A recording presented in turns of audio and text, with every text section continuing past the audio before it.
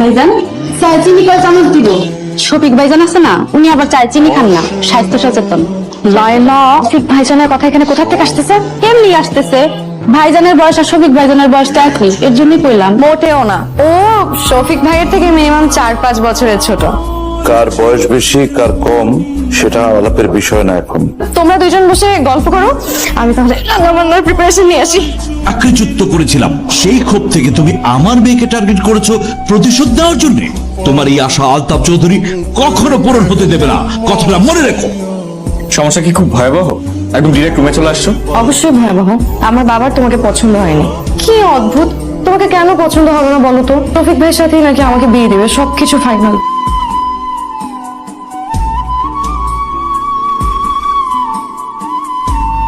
আমি শফিক ভাইকে বিয়ে করবো।